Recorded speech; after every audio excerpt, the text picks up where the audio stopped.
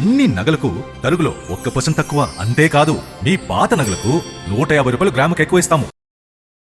Recent గా engineer family suicide attempt చేయడం, చనిపోవడం, ఒక మనవడు తప్పితే ఇంకెవరు ప్రాణాలతో బయటపడలేదు. ఆ ఇష్యూ ఇంకా నడుస్తూ ఉంది. అయితే దీనిపైన విజయసాయి రెడ్డి గారు ఒక పెద్ద ట్వీట్ చేశారు. అంటే దీని వెనకాల లవ్ జిహాద్ అన్న కోణం కూడా ఉందని, మిగతా పార్టీలన్నీ పట్టించుకోవడం లేదని ఇటువంటి కొన్ని కామెంట్స్ అయితే చేయడం జరిగింది. ఒకసారి ఆయన ట్వీట్ గురించి డిస్కస్ చేద్దాం. ప్రజెంట్ మనతో పాటు జయదేవ్ గారు సీనియర్ జర్నలిస్ట్ ఉన్నారు. వారిని అడిగి తెలుసుకునే ప్రయత్నం చేద్దాం. నమస్కారం సార్. సార్, విజయసాయి రెడ్డి గారు మొదటి నుంచి కూడా ఈ ఇష్యూ గురించి ఆయన సోషల్ మీడియాలో యాక్టివ్ గా ఉన్నారు. దీని మీద పోస్టులు పెడుతూ ఉన్నారు కూడా. సో ఇప్పుడు కూడా ఆయన ఒక ట్వీట్ చేశారు కొన్ని గంటల క్రిందట. దీని వెనకాల లవ్ జిహాద్ ఉందని చెప్పేసి, మిగతా పార్టీలు కూడా పట్టించుకోవాలని చెప్పేసి, అధికార ప్రతిపక్ష పార్టీలు ఏవి పట్టించుకోవట్లేదని ఆయన తరహా విమర్శలు చేశారు. సో మరి ఆయన మేజర్ గా ఏం చెప్పాలని ప్రయత్నం చేస్తున్నారు ఈ కేసుకు సంబంధించి? నిజంగా ఆయన అన్నట్టు లవ్ జిహాద్ ఉండే అవకాశం ఉందా సార్? లవ్ జిహాద్ ఆయన అన్నదనే కాదు, ముందుగా కూడా అది వెలుగులోకి వచ్చింది. మనం కూడా సందర్భంలో మాట్లాడుకున్నాం. ఏది నాసిక్ టీసీఎస్ లో జరిగిన ఘటన కానీ, తర్వాత బీహార్ లో జిమ్ కోచ్, అలాంటి ఘటనలు ఎక్కడికక్కడ బయటపడుతూనే ఉన్నాయి. కాకపోతే జనాల మెంటాలిటీ మీకు ఎంతకుముందు కూడా చెప్పాను, భారతీయుల మెంటాలిటీ ఎలా ఉంటుందని మనకెందుకు లేదు. ఎందుకంటే బ్రిటిష్ వాళ్ళు అందుకే కదా 200 ఏళ్ళు పరిపాలించగలిగారు. ఏ దేశాన్ని కూడా అన్నేళ్ళు పరిపాలించడం, ఇక్కడ ఎలా పరిపాలించగలరు. మనలో కొంతమంది పోనీలే, మనకి కర్మ సిద్ధాంతం ఒకటి ఉంటుంది, వాడు పాపనాడు పోతాడు. ఇంకోటి ఏంటంటే ఇది ఎక్కడో జరిగింది, మన దగ్గర అలా ఉండదులే, అలాంటి సెన్స్ లో కూడా ఉంటాం. కానీ ఎప్పుడైనా ఎవడైనా ఎప్పుడు మోసం చేయగలడు? నమ్మిన వాడినే మోసం చేయగలడు. అంతే కదా. మరి నమ్మించి గొంతు కోసాడు కదా, నమ్మితేనే కదా గొంతు కోసేదాడు. నమ్మలేదంటే ఆయన దగ్గరికి చేరనీయం, వాడిని దరిదాపులో కూడా తీసుకురాము. వాడి పని వాడిదే, మన పని వాడిదే. మన ఇంటి ఛాయలో కూడా ఏంటమ్మ పని, బయలుదేరినాడు అంతే. సో ఈ లవ్ జిహాద్ అని ఎందుకు అంటున్నాడంటే ఆయన విజయసాయి రెడ్డి గారు, అఫ్ కోర్స్ త్వరలో మరి పార్టీ పెడతానంటున్నారు కాబట్టి దానికోసం ఇప్పటి నుంచే మాక్ డ్రిల్ చేస్తున్నాడేమో ఆయన కసరత్తు, నాకు అనిపిస్తుంది. ఎందుకంటే వైకాపాలో ఉన్నప్పుడు ఇలాంటి కొన్ని ఘటనలు వెలుగులోకి వచ్చిన అప్పుడు మాట్లాడలేదు. ఇప్పుడు ఈ లవ్ జిహాద్ లాంటిదే కదా దేవాలయాలు కూల్చేయడం కూడాను.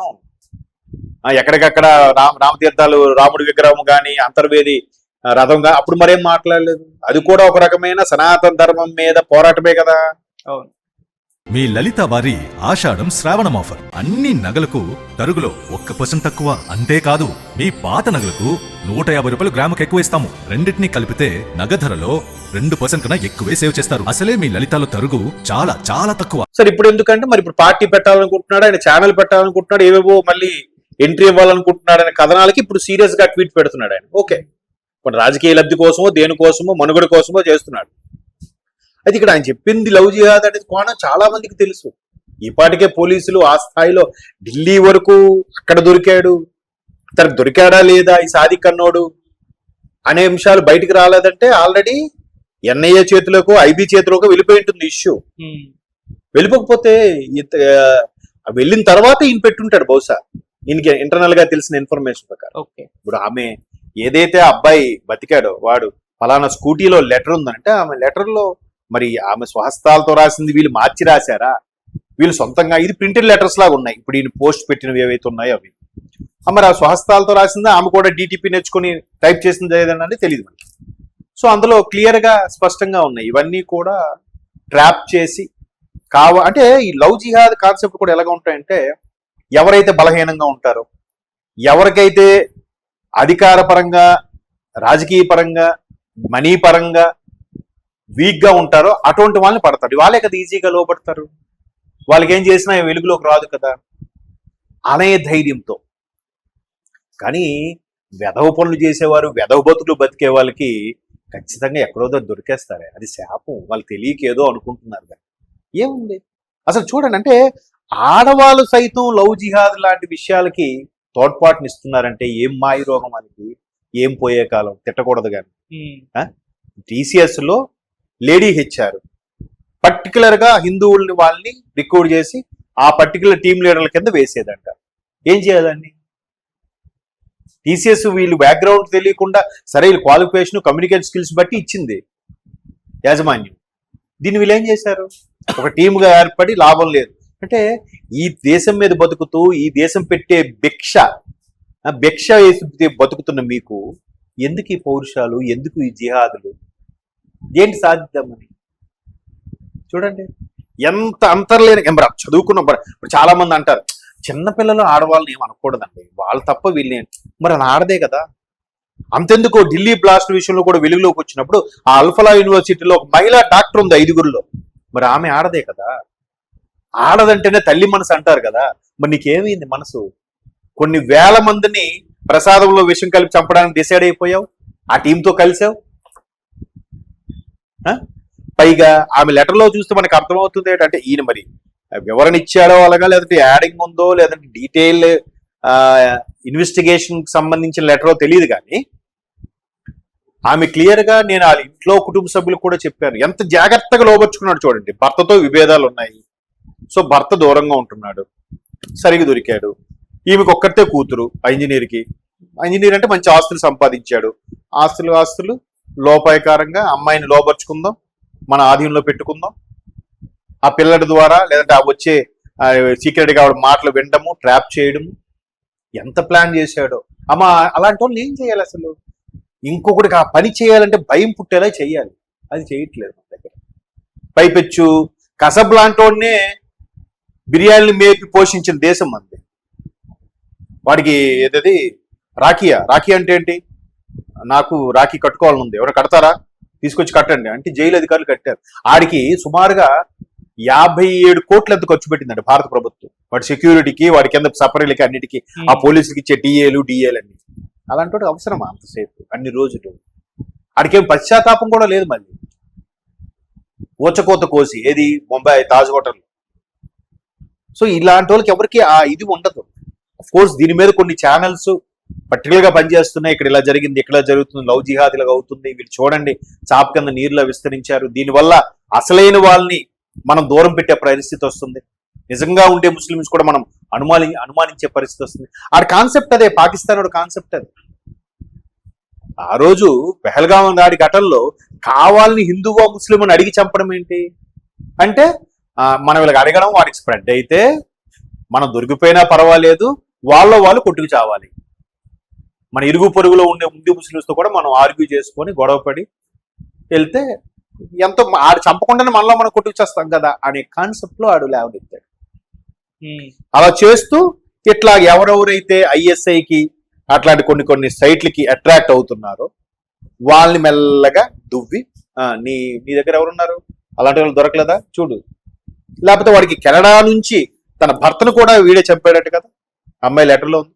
కెనడా నుంచో ఎక్కడి నుంచో ఆ కెమికల్ డ్రగ్ తీసుకొచ్చి తన భర్తకి ఇచ్చి చంపేశాడట. ఆ భర్త కూడా వీడికి బెదిరించి వార్నింగ్ ఇవ్వాలని చూస్తే కాముగా ఊరుకొని తర్వాత ఆడిని ఎక్కడో ఒక పట్టుపట్టి ఆడికి ఈ విధమైన చేశాడట. అంటే ఎంత ప్లాన్ ఉంది దీని వెనక. వాడికి బయట సైట్ల నుంచి వచ్చే ఆదరణ ఏంటి, లేదా తీవ్రవాద సంస్థల నుంచి ఉండే అండలేంటి, అవన్నీ స్పష్టంగా వస్తాయి. కానీ కొన్ని బయటికి చెప్పరు. ఎందుకంటే తోటి వాళ్ళతో ఉన్నప్పుడు మనం వాళ్ళని కూడా అలా అనుమానిస్తామేమో, భయపడతామేమో, ప్యానిక్ అవుతామనే ఉద్దేశంతో గవర్నమెంట్ చాలా జాగ్రత్తగా డీల్ చేస్తుంది. సో ఇక్కడ విజయసాయి రెడ్డి గారు పోనీ పార్టీ పెడతారనే ఉద్దేశంతోనే మంచి పెట్టారు. ఎందుకంటే మరి వైకాపా హయాంలో నెంబర్ 2గా ఉన్న వ్యక్తి చాలా తిరుపతి లడ్డు నెయ్యి నుంచి, దేవాలయాలు కూల్చివేత నుంచి, దేవుడు రాముడి విగ్రహం ఇది చేసినప్పటి నుంచి ఇవన్నీ మరి ఆ భావజాలం ఉన్నవేగా. మరి ఇప్పుడు ఎంత జరుగుతున్నప్పుడు హాయ్ పేరెంట్స్ అనుకుని పాకీరాజు లాంటి వాళ్ళు ఉన్నారు కదా, వీళ్ళు ఎక్కడ మాట్లాడరే, వీళ్ళు ఎక్కడ నోరెత్తరే. ఎవడో ఒకడు నోటుకు వచ్చినట్టు మాట్లాడిన అరెస్ట్ చేస్తే వీళ్ళు వరుసపెట్టి వీడియోలు చేస్తారే, మరి ఇలాంటి వాటి వీడియోలు చేస్తారా, చేయగలరా? చేయరు.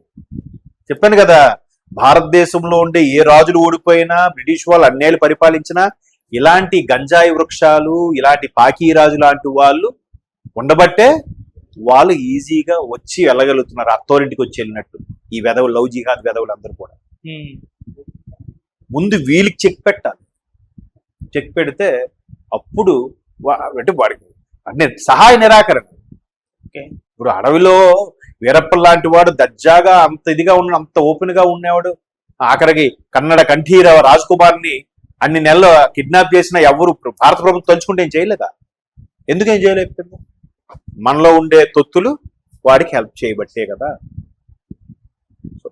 ఇవన్నీ పక్కన పెడితే ఇలాంటి లవ్ జిహాదులు మన చుట్టూ కూడా చాలా ఉన్నాయి. జాగ్రత్తగా ఉండాలి. ఎస్పెషల్లీ ఆడబిడ్డలు ఉన్న వాళ్ళు మరీ ఇప్పుడు ఇరుముడి లాంటి సినిమాలు చూస్తే భయం వేస్తుంది అసలు.